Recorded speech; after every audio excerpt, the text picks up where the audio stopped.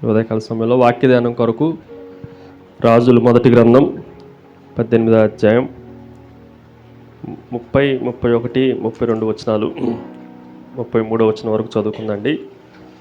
రాజుల మొదటి గ్రంథం 18వ అధ్యాయం 30వ వచనం నుండి 33వ వచనం వరకు అందరం కలిసి చదవండి.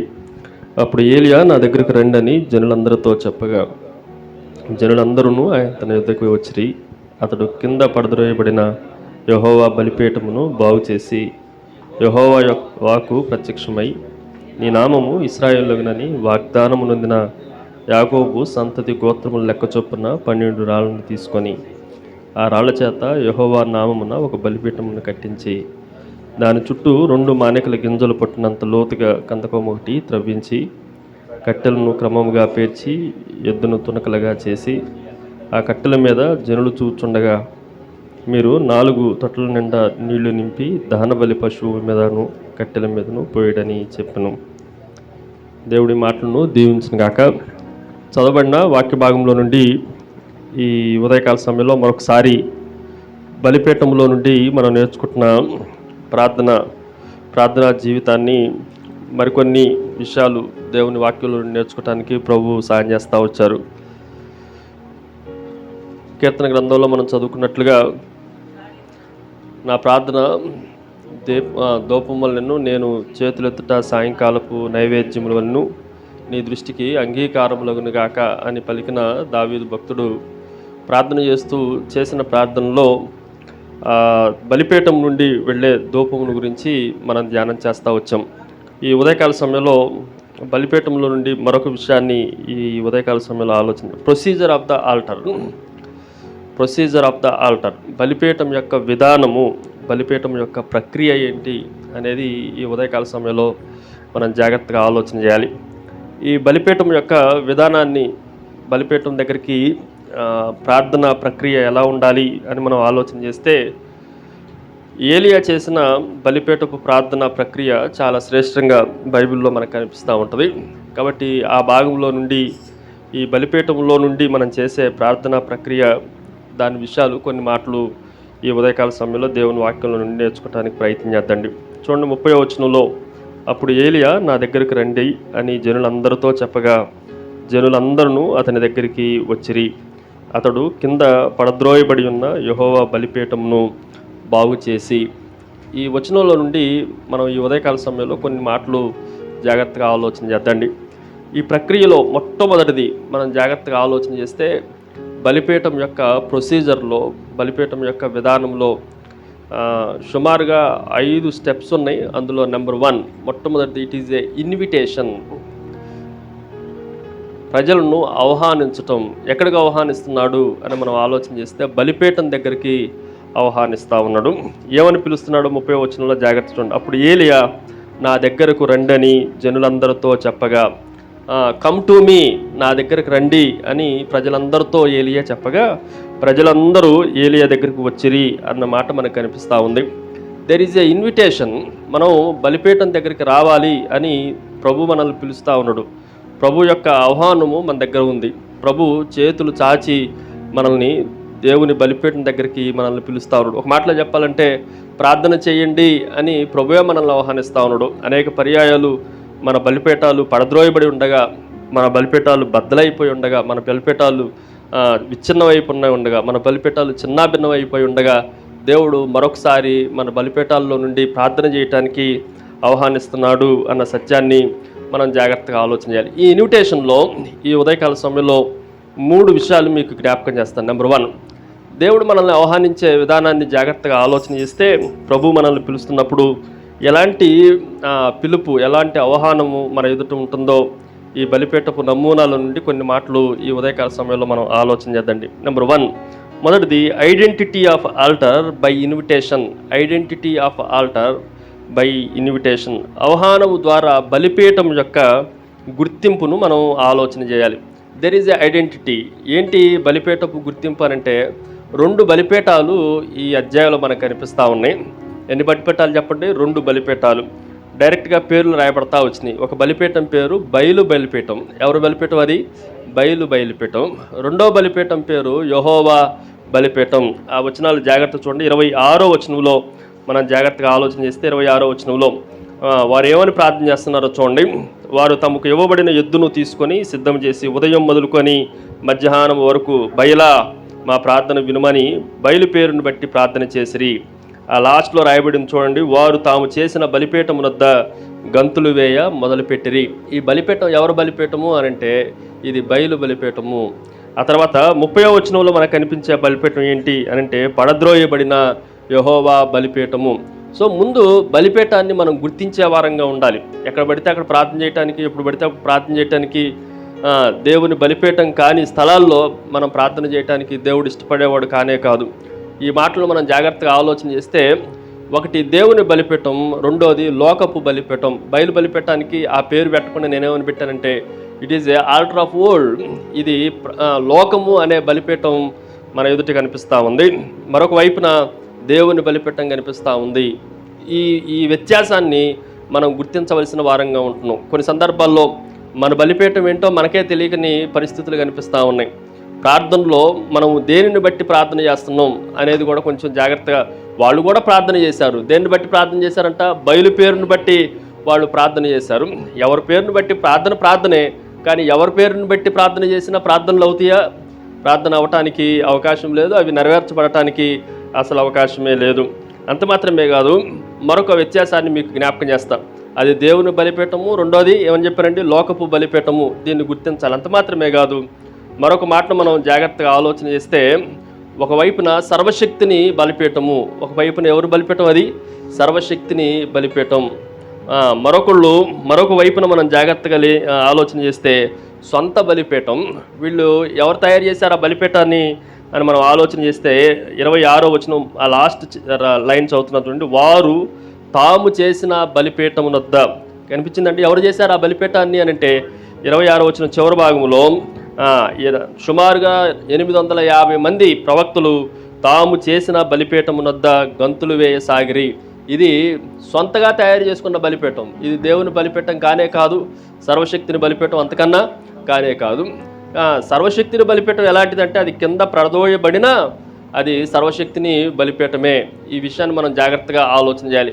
అది పడద్రోయబడకుండా స్ట్రాంగ్గా ఉన్న అది సొంత బలిపీఠమే. దాంట్లో మనకి ఎటువంటి ఆశీర్వాదం కానీ ఆన్సర్ కానీ మనకు కనిపించదు.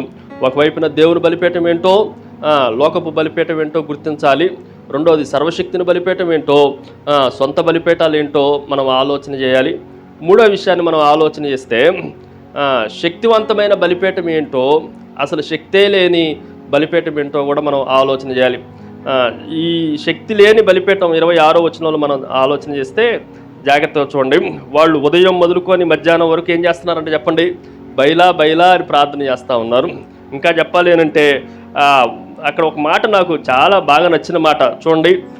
మా ప్రార్థన వినమని బయలు పేరును బట్టి ప్రార్థన చేసిరి, కానీ ఒక్క మాట అయినను, చూడండి, ఒక్క మాట అయినను ప్రత్యుత్తరం ఇచ్చు వాడెవడునూ లేకపోగా, ఆ బలిపీఠంలో నుండి ఒక్క మాట అన్నా వచ్చిందే అని అంటే ఒక్క మాట కూడా రాలా. ఎన్ని ప్రార్థన చేసినా, ఎంత ప్రార్థన చేసినా ఒక్క మాట కూడా రాలేదు.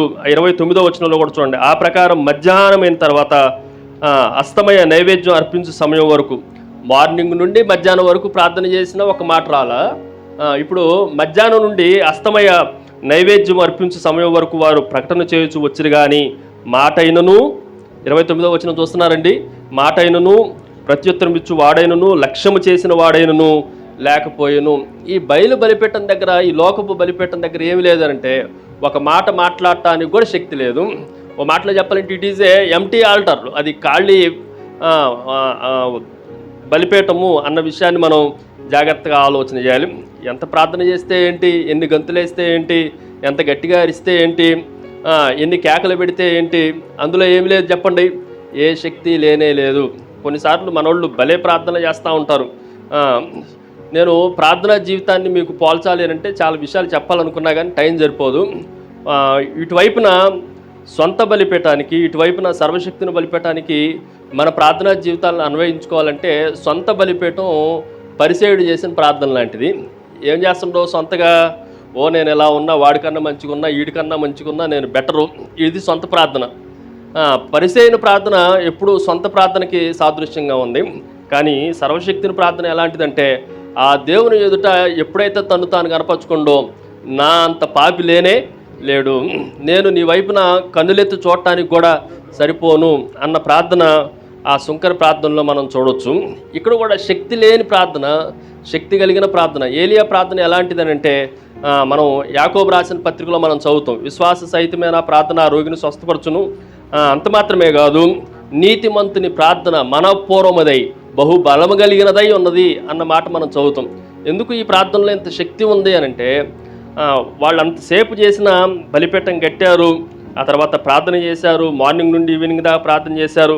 ఆ తర్వాత 27వ వచనంలో ఏలియా అపహాసం చేస్తూ ఉన్నాడు, మీ బయలు ఏమైనా నిద్రపోతుండేమో, ఒకవేళ ధ్యానంలో ఉండడేమో, పెద్ద కేకలేయండి, దూరంగా ఉన్నాడేమో, ఇవన్నీ చేసిన తర్వాత 30వ వచనంలో ఒక మాట రాయబడింది. ఇప్పుడు శక్తి కలిగిన బలిపీఠం ఎలా ఉంటుంది అని మనం ఆలోచన చేస్తే చూడండి, శక్తి కలిగిన బలిపీఠం 30వ వచనంలో, అప్పుడు ఏలియా నా దగ్గరికి రండి అని జనులందరితో చెప్పగా జనులందరూ అతని దగ్గరికి వచ్చిరి.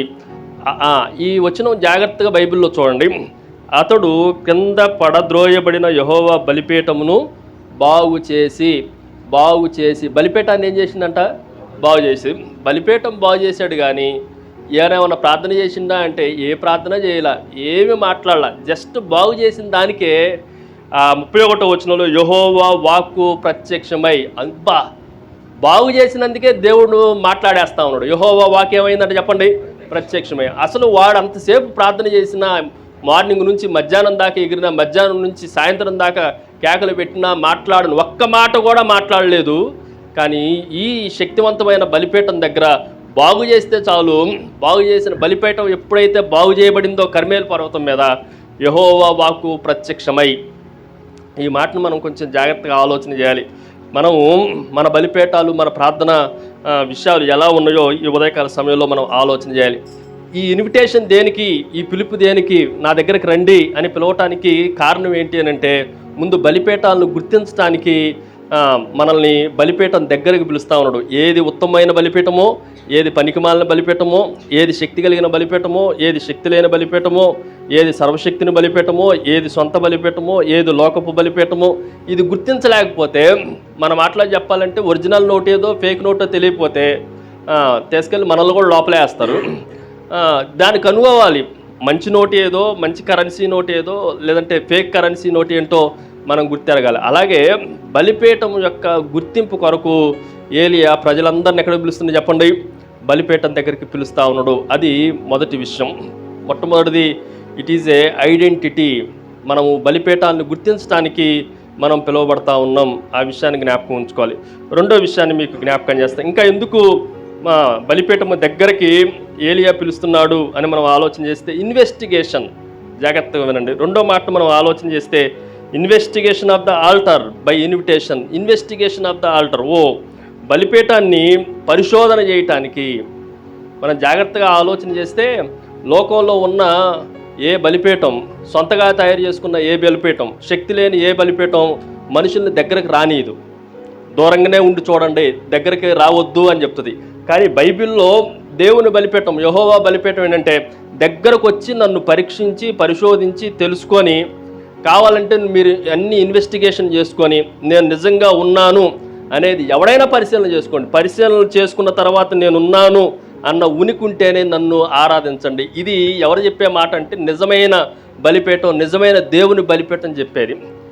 కానీ లోకపు బలిపీఠాలు దగ్గరకు రానియో, అంత దూరపు కొండలు నునుపన్నట్లుగా దూరంగా ఉండి అక్కడే ఉండి మమ్మల్ని దేవుడు అనుకొని, మా బలిపీఠాలని దేవుడు బలిపీఠాలు అనుకొని ప్రార్థన చేయండి అని చెప్తుంది. కానీ ఈయన ఎలాంటి వాడు అని మనం ఆలోచన చేస్తే, యేసుక్రీస్తు గురించి ఒక మాట మీకు జ్ఞాపకం చేస్తా. పరిసయ్యులు, శాస్త్రులు, సద్దుకాయులు అందరూ కలిసి లేఖనాలు బాగా వాళ్ళు ఎరుగుతారు, కానీ యేసుక్రీస్తు ప్రభుని గురించి వాళ్ళు ఎరగలేదు. వారి గురించి యోహాను సువార్త 5వ అధ్యాయంలో ప్రభు చెప్పిన మాట, ఒక మాట ఇలా రాయబడతా వచ్చింది. చూడండి, యోహాను సువార్త 5వ అధ్యాయం, యోహాను సువార్త 5వ అధ్యాయం 39వ వచనం. యోహాను సువార్త 5వ అధ్యాయం 39వ వచనం. లేఖనముల యందు మీకు నిత్య జీవము కలదని తలంచుచు వాటిని పరిశోధించుచున్నారు. లేఖనాలను ఏం చేస్తున్నారంట చెప్పండి? పరిశోధిస్తూ ఉన్నారు. లేఖనాలని మీరు పరీక్షిస్తూ ఉన్నారు. ఆ పరిశోధించిన పరిశోధన అంతా ఒక మాటలో చెప్పాలంటే అవే నన్ను గూర్చి సాక్ష్యం ఇచ్చుచున్నాయి. సో మనం జాగ్రత్తగా ఆలోచన చేస్తే మనం నిజమైన దేవుడు ఎప్పుడు దగ్గరకు రమ్మని చెప్తాడు. నిజమైన దేవుడు ఎప్పుడైనా సరే దాచటానికి ఏముండవు, అన్ని బట్టపైలు చేసేవాడు. ఆయన ఏం దాచిపెట్టుకోవాలి? నాలో పాపం ఉంది ఎవడన్నా నిరూపించగలిగిన వాడు ఉండడా అంటే ఒక్కడు కూడా లేకపోయాడు. మనం జాగ్రత్తగా ఆలోచన చేస్తే వాస్తవాలను నిశితంగా పరిశీలించడానికి, పరీక్షించడానికి, ఇంకా కావాలంటే ఏమన్నా ఉంటే లోపాలను కనుగొనటానికి ఈ బలిపీఠము దగ్గరకు రమ్మని పిలుస్తూ ఉంది. ఏలియాకి చాలా డౌట్లు ఉన్నాయి. మీకు 2-3 విషయాలు మీకు జ్ఞాపకం చేస్తా, జాగ్రత్త వినండి. అసలు ఎందుకు ఏలియా దగ్గరకు రండి, బలిపీఠానికి దగ్గరకు రండి అని మనం ఆలోచన చేస్తే, అసలు ఏలియా సేవించే బలిపీఠం వాస్తవమైందా కాదా అనేది ప్రజలు గుర్తించాలి. అంతకుముందు ఏలియా అనేక పర్యాయాలు పిలుస్తూ ఉన్నాడు. అసలు ఇక్కడికన్నా ముందు ఇంకొక వచనాలు చదివిస్తా చూడండి. 18వ అధ్యాయంలో 21వ వచనం చూడండి. 21వ వచనం త్వరగా చూడండి, జాగ్రత్తగా చూడండి. 21వ వచనం, ఏలియా జనులందరి దగ్గరికి వచ్చి, ఇక్కడ ఏమని రాయబడిందంటే ఏలియా దగ్గరికి జనులు వచ్చారా, జనుల దగ్గరికి ఏలియా వచ్చాడా? చూడండి 21వ వచనంలో, ఏలియా జనులందరి దగ్గరికి వచ్చి. ఏలియా ఎక్కడికి రావాల్సి వచ్చిందంటే మనుషుల దగ్గరికి రావాల్సి వచ్చింది. ఎందుకు రావాల్సి వచ్చిందో ఒక మాట చెప్తాం. అక్కడికి వచ్చి ఏం చెప్తుందంటే, మీరు ఎన్నాళ్ళ వరకు 2 తలంపుల మధ్య తడబడుచున్నారు. యెహోవా దేవుడైతే ఆయనను అనుసరించడు, బయలుదేవుడైతే వారిని అనుసరించడానికి ప్రకటన చేయగా జనులు అతనికి ప్రత్యుత్తరముగా ఒక్క మాట అయినను పలకకపోయారు. ఈ మాట కొంచెం జాగ్రత్త వినండి. ఈ ప్రకటన చేసినప్పుడు, జనుల దగ్గరకు వచ్చి ప్రకటన చేసినప్పుడు ప్రజలు ఒక్క మాట అన్న మాట్లాడారంటే ఒక్క మాట కూడా మాట్లాడాల. ఆ తర్వాత ఇంకొంచెం జాగ్రత్త, 24వ వచనం దగ్గరికి రండి. 24వ వచనం, తర్వాత మీరు మీ దేవతను పేరును బట్టి ప్రార్థన చేయడి, నేనైతే యెహోవా నామమును బట్టి ప్రార్థన చేయుదును. ఏ దేవుడు కట్టెలను తగలబెట్టుట చేత ప్రత్యుత్తరం ఇచ్చునో. ఇక్కడ ప్రూఫ్స్ చూపిస్తుండో, ఇన్వెస్టిగేషన్ చేస్తున్నా నేను, జాగ్రత్త వినండి. మీరు ప్రార్థన చేసుకోండి, నేను ప్రార్థన చేస్తాను. ఏ దేవుడు అగ్నిని తీసుకొచ్చి ఈ కట్టెలను తగలబెడతాడో ఆ దేవుడే దేవుడు. మిగిలిన వాడు తగలబెట్టనోడు దేవుడు కానే కాదు. ఆ బలిపీఠం కానే కాదు. ఆ ప్రార్థన కాదే. ఇప్పుడు ఆ ప్రజల్లో ఏమైనా వచ్చిందంటే చూడండి, ఏమని మాట్లాడుతున్నారంటే, ఆ జనులందరూ ఆ మాట మంచిదని ప్రత్యుత్తరం ఇచ్చిరి. పైన ఒక్క మాట కూడా మాట్లాడలేదు. ఇక్కడికి వచ్చిన తర్వాత ఏమని మాట్లాడారు అని అంటే, ఆ జనులందరూ మంచిది అని మాట్లాడారు. ఎప్పుడైతే అగ్ని పైనుండి దిగిందో, తర్వాత పేజీ తిప్పండి, పేజీ తిప్పి 38వ వచనం చదువుతున్నాం. 38వ వచనం, అతడు ఇలాగూ ప్రార్థన చేయుచుండగా యెహోవా అగ్ని దిగి దహన బలి పశువులను, కట్టెలను, కర్రలను బుగ్గి చేసి బుగ్గిని దహించి కందకమున్న నీళ్లను ఆరిపోజేసును. అంతటా జనులందరూ దానిని చూచి సాగిలపడి యెహోవాయే దేవుడు అని కేకలు వేసి. ఇక్కడ జాగ్రత్త అండి, ప్రజల దగ్గరకు వచ్చినప్పుడు ఏ ప్రూఫ్స్ లేనప్పుడు ప్రజలు ఒక్క మాట కూడా ఎస్ అని కానీ నో అని కానీ అనలాం. కానీ వాళ్ళ మధ్య ఒక ఛాలెంజ్ పెట్టాడు. ఈ కట్టెలను తగలబెట్టేది ఎవరైతే ఉన్నారో వాళ్ళు ఎలాంటి వాళ్ళు చెప్పండి, ఆయనే నిజమైన దేవుడు అంటంతో ఈ మాట మంచిది అన్నారు. ఒక ఆయన అసలు తగలబెట్టడం కాదు కదా, వాళ్ళు కింద పంట కత్తులతో కోసుకున్న ఏం చేసినా బలిపెట్టడం దగ్గర ఏమి ఒక్క మాట కూడా ప్రత్యుత్తరం. కానీ ఈయన ప్రార్థన చేయుచుండగానే అగ్ని ఆకాశం నుండి దిగి మొత్తాన్ని దహించి వేసింది. ఈ దహించి వేసిన దాన్ని బట్టి ప్రజలను ఏమన్నా బతిలాడిందంటే, ఏం బతిలాడ, ప్రజలే నోట్లో నుంచి ఏమంటున్నారంటే యెహోవాయే దేవుడు. మనం జాగ్రత్తగా ఆలోచన చేస్తే ప్రజలను దగ్గరికి ఎందుకు పిలుస్తున్నాడు అనంటే, జాగ్రత్తగా వినండి, ప్రజలను దగ్గరికి ఎందుకు పిలుస్తున్నాడు అనంటే ఇన్వెస్టిగేషన్. సో పరిశోధించి ప్రభువును కనుగొనాలి. మన దేవుడు నిజాలన్నీ బద్దలు చేసేవాడు. ఏలియాని మనం అడిగితే 3 పరిశోధనలు చేశాడు. ఇదొక పరిశోధన. ఏంటి ఈ పరిశోధన అంటే, కట్టెలు తగలబెడితే మీరు ప్రార్థించండి, యెహోవా దేవుడు అనండి అనేది ఒక పరిశోధన. రెండోది, కొంతమంది జాగ్రత్తగా ఆలోచన చేస్తే కొంతమంది చరిత్రకారులు, సైంటిస్టులు కొంతమంది ఉంటారు. వాళ్ళు ఆ రోజుల్లో ఇలాగూ దీన్ని తగలబెట్టడానికి, అగ్ని తగలబెట్టడానికి మనకి సైన్స్ ప్రకారం భూతార్థం ఉంటుంది. భూతార్థాన్ని చూపిస్తే ఆ కట్టెలు ఏమవుతాయి, కాలిపోతూ ఉంటాయి. అందుకని ఈయన చేసిన 2 ప్రక్రియలు ఏంటంటే, ఒకటి బాగా ఎండొచ్చే టైంలో టైం తీసుకోలే ఆయన. అంటే ఎండ వచ్చే టైం తీసుకుంటే ఏదో ఒకటి పెట్టేసి ఏదో మంత్రం పెట్టేసి కట్టెలను తగలబెట్టిండని ఎవడో ఒకడు సలహా ఇస్తాడో లేదంటే క్వశ్చన్ చేస్తాడని అప్పుడు తీసుకోవాలి. సాయంత్రం వరకు వాళ్ళు చేసిన తర్వాత సాయంత్రం దగ్గర నుండి తీసుకోండి. ఇంకే ఏ సూర్యరశ్మి లేనప్పుడు తీసుకున్నాడు. రెండోది ఆ కట్టెలను 3 సార్లు నీళ్ళల్లో తడిపిండు. ఒకవేళ ఏదన్నా ఇలాంటిది కిరసనాల్లో పెట్రోల్ ఏదన్నా పోసి ఏదో చేసేసిండు అనటానికి కూడా అవకాశం లేకుండా 3 సార్లు తడిపి అప్పుడు ఆకాశం నుండి అగ్ని దిగమంటే అగ్ని దిగి దహించి వేసింది. వీళ్ళు ఎవరన్నా ఇలాంటి ప్రక్రియలు ఏమైనా చేసినా కూడా దగ్గరకు వచ్చి చూడండి. ఎందుకు కమ్ టు నియర్ మీ అని మనం ఆలోచన చేస్తే మీరు దేవుణ్ణి ఇన్వెస్టిగేషన్ చేసి ఈ బలిపీఠాన్ని నేర్చుకోండి. మొట్టమొదటిది ఏమని చెప్పానండి? మొట్టమొదటిది ఇట్ ఈజ్ ఏ ఐడెంటిటీ. మనం బలిపీఠం ఏంటో దేవుని బలిపీఠం ఏంటో గుర్తించడానికి మనం దగ్గరికి రావాలి. రెండవది అసలు ఈ నిజమైన బలిపీఠం నిజంగా ఉందా లేదా అనే వాస్తవాలని కనుగొనటానికి మనం దగ్గరికి రావాలి. యేసు ప్రభు కూడా ఆయన నన్ను కనుగొనండి అని చెప్పిన తర్వాతనే ఆయన కనుగొన్నాం. రెండోది పాత నిబంధనలో ఉన్న దేవుడు కూడా మనం ఆలోచన చేస్తే నన్ను రుచి చూచి అసలు మీరు టేస్ట్ చేసి ఉన్నానా లేనా అనేది గమనించి ఈ మాటను కొంచెం జాగ్రత్తగా ఆలోచన చేస్తే ఇన్వెస్టిగేషన్ చేయడానికి ప్రజల దగ్గరకు పిలుస్తూ ఉన్నాడు. అది రెండో మాట. మొదటిది identity, number 2 it is A investigation. దాని మూడవ మాటను మీకు జ్ఞాపకం చేసి వాక్యాన్ని ముగించేస్తాను, జాగ్రత్తగా ఉండండి. మూడవది importance of the altar by invitation. మూడవది ఏంటి ఇన్విటేషన్ అని అంటే there is a some importance. బలిపీఠానికి కొంత ప్రాధాన్యత ఉంది. ఏంటి ఆ ప్రాధాన్యత? ఎందుకు మనము బలిపీఠానికి దగ్గరగా రావాలి అని మనం ఆలోచన చేస్తే ఒక 4 విషయాలు త్వరగా హెబ్రీలకు రాసిన పత్రికలో నుండి మీకు జ్ఞాపకం చేసి వాక్యాన్ని ముగించేస్తాం. చాలా మాటలు చెప్పడానికి అవకాశం లేదు, కొంచెం జాగ్రత్త ఉండండి. మనం దేవుని దగ్గరికి బలిపీఠం దగ్గరికి ఎందుకు దగ్గరకు రావాలి అని అంటే ఐడెంటిటీ కోసం. రెండోది ఎందుకు దగ్గరికి రావాలి అని అంటే ఇన్వెస్టిగేషన్ కోసం. మూడోది ఎందుకు దగ్గరికి రావాలంటే బలిపీఠంలో చాలా ప్రాధాన్యత ఉంది. ఏంటి ఆ ప్రాధాన్యత అంటే 4వ అధ్యాయం 12-16 వచనం, చివరి వచనం. హెబ్రీలకు రాసిన పత్రిక 4వ అధ్యాయం 16 వచనం. గనుక మనము కనికరింపబడి సమయోచితమైన సహాయం కొరకు కృప పొందినట్లు ధైర్యంతో కృపాసనమునొద్దకు చేరుదుము. Draw near to altar. ఈ మాటను కొంచెం జాగ్రత్తగా ఆలోచన. ఎందుకు కృపాసింహాసనం దగ్గరికి రావాలి అంటే నెంబర్ 1 మొట్టమొదటిది ఏంటంటే సహాయం కొరకు రావాలి. దేనికి రావాలి? హెల్ప్ కొరకు. బలిపీఠం దగ్గరికి ఎందుకు సమీపించాలి? ఎవరికైనా ఏ సహాయం కావాలన్నా ఎక్కడికి రావాలి? మీరు ఎంత అందుబాటులో ఉంటారో, ఎంత దగ్గరగా ఉంటారో మీకు సహాయం అంత ఫాస్ట్గా, అంత వేగంగా అందటానికి అవకాశం ఉంటుంది. అక్కడ కూడా ఆ సహాయం కూడా ఎప్పుడంటే చెప్పండి, సమయోచితమైన సహాయం. అంటే సమయోచితమైన సహాయం అంటే ఇన్ టైంలో, సమయము అనుకూల టైంలో.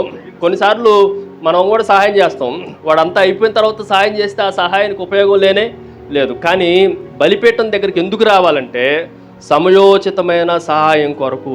ఏంటి అనంటే ఇన్ టైంలో దేవుడు హెల్ప్ చేసేవాడు. ఎవరికి? బలిపీఠానికి దగ్గరకు వచ్చే వాళ్ళకి. నువ్వు బలిపీఠం దగ్గరికి రా, నువ్వు ఏ భయంకరమైన నీడులో ఉన్నా ఆ నీడు వెంటనే దేవుడు తీర్చగలడు. అందుకని ఆ బలిపీఠం దగ్గరికి రావటానికి బలిపీఠానికి అంత ప్రాధాన్యత ఉంది. అది మొదటి విషయం. రెండో విషయాన్ని మీకు జ్ఞాపకం చేస్తాం. 7వ అధ్యాయానికి రండి. హెబ్రీలకు రాసిన పత్రిక 7వ అధ్యాయం 25-26 వచనాలు మనం చదివితే 25వ వచనంలో నేను చదువుతున్నా చూడండి. 25వ వచనం. ఈయన తన ద్వారా దేవుని యొద్దకు వచ్చువారి పక్షంగా. ఎవరి దగ్గర రమ్మంటుండు? దేవుని యొద్దకు వచ్చువారి పక్షముగా. ఎవరు అని మనం ఆలోచన చేసి యేసుక్రీస్తు ప్రభు తన ద్వారా దేవుని యొద్దకు వచ్చువారి పక్షమున విజ్ఞాపన చేయుటకు నిరంతరము జీవించుతున్నాడు గనక వారిని సంపూర్ణంగా రక్షించుటకు శక్తిమంతుడై ఉన్నాడు. రెండోది టు సేవ్. మనల్ని రక్షించటానికి ఎక్కడికి రావాలి అంటే బలిపీఠానికి దగ్గరగా రావాలి. మొదటిది సహాయాన్ని పొందుకోవటానికి బలిపీఠానికి దగ్గరికి రావాలి. రెండోది దేనికి దగ్గరికి రావాలి? మనం రక్షించబడాలి అనంటే అందులో కూడా నాకు యాంప్లిఫైడ్ వర్షన్లో చాలా బాగా రాయబడింది. ఎందుకు మనం రావాలంటే is able to save for ever. అది నిరంతరము అనే మాట కన్నా కూడా సంపూర్ణము అన్న మాట తెలుగులో రాశారు. సంపూర్ణం కాదు, పరిపూర్ణంగా నిరంతరము రక్షించబడటానికి ఎవరి దగ్గరికి రావాలి? బలిపీఠం దగ్గరికి రావాలి. సో ఎన్నో ఆపదలు, ఎన్నో కష్టాలు, ఎన్నో భయంకరమైన పరిస్థితులు, వీటిలన్నిటి నడుమ నువ్వు రక్షింపబడాలి అని అంటే, వీటిలన్నిటిలో నుండి నువ్వు తప్పింపబడాలి అని అంటే నువ్వు ఎక్కడికి దగ్గరికి ఉండాలంటే బలిపీఠానికి అత్యంత సమీపంగా ఉండాలి. ఇది రెండవ మాట. మొదటిది అందరూ చెప్పండి, దేని కొరకు సమీపించాలి? సమయోచితమైన సహాయం కొరకు. రెండోది సంపూర్ణమైన రక్షణ కొరకు మనము బలిపీఠానికి సమీపించాలి. మూడో విషయాన్ని మీకు జ్ఞాపకం చేస్తా. ఇదే హెబ్రీయులకు రాసిన పత్రిక 10వ అధ్యాయం 22-23 వచనాలు. 10వ అధ్యాయం 22-23 వచనాలు. మనస్సాక్షికి కల్మషం తోచుకున్నట్లు ప్రోక్షింపబడిన హృదయము గలవారను నిర్మలమైన ఉదకముతో స్నానం చేసిన శరీరములు గలవారనై ఉండి విశ్వాస విషయములో సంపూర్ణ నిశ్చయత కలిగి యథార్థమైన హృదయముతో మనము దేవుని సన్నిధానమునకు చేరుదము. ఎక్కడికంట? యథార్థ హృదయముతో దేవుని సన్నిధానమునకు చేరుదము. వాగ్దానము చేసిన వాడు నమ్మదగిన వాడు. మూడోది, దేని కొరకు మనము దేవుని సన్నిధానికి సమీపించాలంటే వాగ్దానాలు పొందుకొనటానికి. దేనికోసం అంటే చెప్పండి, వాగ్దానాలు పొందుకోవటం. ఆ వాగ్దానాలన్నింటిలో బెస్ట్ వాగ్దానం ఏంటంటే పైన రాయబడింది, మీ పాపములు ఎన్నటికీ నేను జ్ఞాపకం చేసుకొని. ఇంత అద్భుతమైన వాగ్దానం దేనికి అనంటే మనం చేసిన పాపములను బలిపీఠం దగ్గర దేవుడు క్షమించిన తర్వాత వాటిని ఎన్నటినీ జ్ఞాపకం చేసుకొనడు. ఇలాంటి వాగ్దానాలను పొందుకొనటానికి మనము దేవుని దగ్గరికి రావాలి, దేవుని బలిపీఠం దగ్గరికి రావాలి. ఈ విషయాన్ని కొంచెం జాగ్రత్తగా మనం ఆలోచన చేద్దాం. మొదటిది, ఎందుకు ఏలియా ప్రజల దగ్గరికి రమ్మంటుందంటే, మొదటిది దేనికోసం రమ్మన్నాడు దగ్గరికి? సమయోచితమైన సహాయం కొరకు. రెండోది, దేని కొరకు దగ్గరికి రమ్మంటుండు అనంటే సంపూర్ణంగా రక్షించబడటానికి. మూడోది, దేని కొరకు రమ్మంటుండు అనంటే వాగ్దానాలను స్వతంత్రించుకుంటాం. నాలుగోది 11వ అధ్యాయం హెబ్రీయులకు రాసిన పత్రిక 11వ అధ్యాయం 6వ వచనంలో మరొక మాట రాయబడింది, విశ్వాసము లేకుండా దేవునికి ఇష్టడై ఉండుట అసాధ్యము, దేవుని యొద్దకు వచ్చువాడు. ఎక్కడికంట? Near to God. దేవుని యొద్దకు వచ్చువాడు ఆయన ఉన్నాడనియు తను వెదుకు వారికి ఫలము దయచేయువాడనియు నమ్మవలెను కదా. నాలుగోది మనం ఆలోచన చేస్తే ఫలము పొందుకొనటానికి, ఇంగ్లీషులో రివార్డ్ అని రాయబడింది. ప్రతిఫలము మనము పొందుకొనటానికి, మంచి రివార్డు పొందుకొనటానికి, నిత్య ఫలాన్ని పొందుకొనటానికి మనం ఎక్కడికి రావాలంటే చెప్పండి ఎక్కడికి రావాలి? ఇదిగో బలిపీఠం దగ్గరికి రావాలి. బలిపీఠం దగ్గరికి రావటం వల్ల మనకు వచ్చే ప్రాధాన్యత ఏంటి అని అంటే, మొట్టమొదటిది సహాయం కొరకు, అది కూడా సమయోచితమైన సహాయం కొరకు. రెండోది రక్షించబడటం, అది కూడా ఎలాంటిది? టు సేవ్ ఫర్ ఎవర్, సంపూర్ణంగా పరిపూర్ణంగా అన్ని దినాలకు సరిపోయినంతగా రక్షించబడటానికి. మూడవది, దేవుని వాగ్దానాలను మనం స్వతంత్రించుకోవటానికి. నాలుగవది మనం ఆలోచన చేస్తే మంచి ప్రతిఫలాన్ని, కిరీటాలను దేవుని దగ్గర మనం పొందటానికి, రివార్డ్స్ పొందటానికి. ఇంకొక మాట మనం ఆలోచన చేస్తే అందరికీ తెలిసిన మాట, యాకోబు రాసిన పత్రికలో మనం చదువుతాం, దేవుని యొద్దకు రండి అప్పుడు ఆయన మీ యొద్దకు వచ్చును. అసలు దేవుడు మన దగ్గరికి రావాలి అనన్నా, సాతాను మన దగ్గర నుండి దూరంగా పారిపోవాలన్నా మనం ఎక్కడికి రావాలి? బలిపీఠం దగ్గరికి రావాలి. బలిపీఠం దగ్గరికి రాకుండా సాతాను మన దగ్గర నుండి పోతుంది అనుకోవటం అసంభవం. అందుకే కీర్తన గ్రంథంలో దావీదు భక్తుడు చెప్తా ఉంటాడు, నాకు మొరపెట్టు వారికి, నిజంగా మొరపెట్టు వారికి నేను సమీపంగా ఉన్నవాడని. ఎంత సమీపంగా ఉండంటే నువ్వు ప్రార్థన చేసిన వెంటనే ఆలకించడానికి, నిన్ను విడిపించడానికి అత్యంత సమీపంగా ఉన్నవాడు. ఈ ప్రాసెస్ని మనం జాగ్రత్తగా ఆలోచన చేస్తే మొట్టమొదటిది ఇట్ ఈజ్ ఏ ఇన్విటేషన్. ఎందుకు దగ్గరకు పిలుస్తున్నాడంటే, ఇదిగో బలిపీఠం దగ్గర ఇన్ని ఆశీర్వాదాలు మనకున్నాయి, మనకి సహాయం దొరుకుతుంది, మనం రక్షించబడతా ఉన్నాం, మనకు వాగ్దానాలు దొరుకుతూ ఉన్నాయి, మనకు ప్రతిఫలాలు దొరుకుతూ ఉన్నాయి. దేవుని యొక్క సమీపంగా ఉండే సన్నిధి, మనతో ఉండే సన్నిధి ఎప్పుడూ కనిపిస్తూ ఉంది. ఇన్వెస్టిగేషన్ చేయడానికైనా రండి, బలిపీఠాన్ని ఐడెంటిటీ చేయడానికన్నా రండి, లేదంటే మీరు దేవుని బలిపీఠం దగ్గరికి ఆశీర్వాదాలు పొందుకొనటానికి ప్రాధాన్యత ఏంటో దాన్ని చూడటానికన్నా రండి. ఈ ఉదయకాల సమయంలో మన బలిపీఠాల్లో ఇవి ఉన్నాయో లేవో కొంచెం జాగ్రత్తగా ఆలోచన చేయాలి. దేవునికి మనము దగ్గరికి రాకుండా మనము దూరంగా ఉన్నంత వరకు మనకి ఆశీర్వాదాలు, ఇలాంటి మేళ్ళు ఉండవు. ఈరోజు కొంచెం జాగ్రత్తగా ఆలోచన చేస్తే బాగు చేసే ముందే మనము ఎక్కడికి రావాలంటే బలిపీఠం దగ్గరికి బలిపీఠం దగ్గరికి రాకుండానే బాగు చేయగలమా? మనం బాగు చేయలేం. ముందు ఎక్కడికి రావాలి అంటే బలిపీఠం దగ్గరికి రావాలి. ఈ మొట్టమొదటి మెట్టులో బలిపీఠం దగ్గర ఈ ఆశీర్వాదాలన్నీ మనం అందరూ పొందుకోవటానికి దేవుడు సాయం చేయను గాక, దేవుడి మాటలను దీవించను గాక.